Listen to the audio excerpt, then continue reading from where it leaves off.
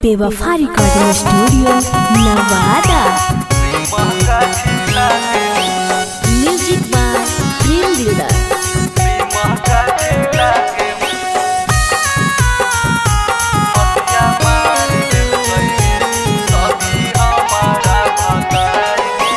कौन सवतिनिया लो भइले हकै जे कबो नहीं भाव दे गे सखी हमारा प्यार के।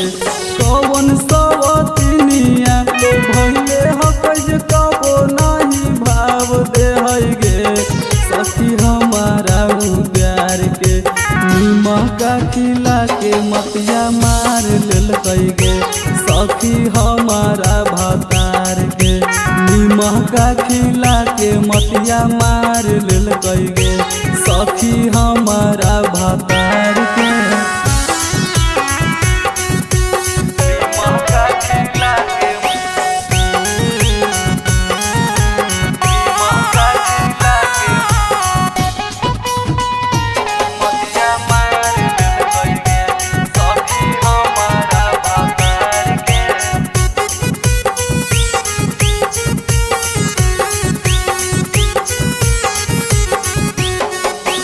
पहिले मानो हालै बड़ी अब बदल गेलै गे।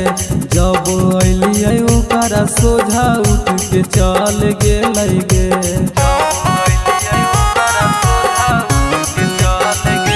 पहिले मानो हालै बड़ी अब बदल गेलै गे। जब अलियै ओकरा सोझा उठ के चल गेलै गे।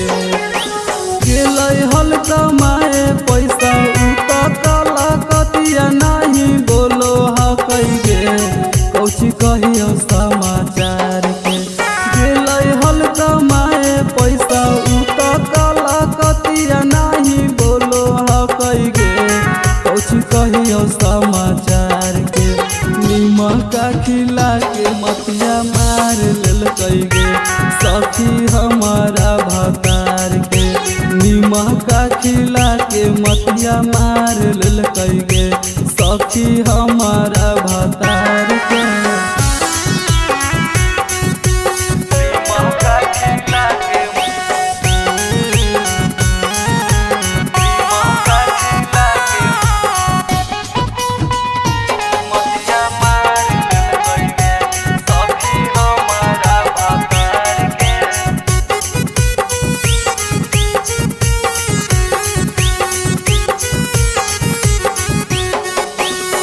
बतैयो सखी करम हमर फूट गेलै गे। हमर सोना जैसन पियावा हमसे रूठ गेलै गे।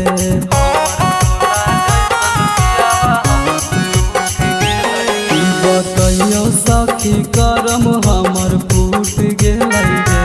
हमर सोना जैसन पियावा हमसे रूठ गेलै गे। राजा बिना गम में दिलवा डूबलै जैसे नैया भव में डूबो हकै गे सखी बिना पतवार के।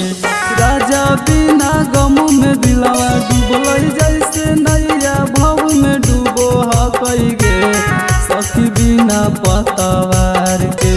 निमका खिला के मतिया मार लेलकै गे सखी हमारा भतार के।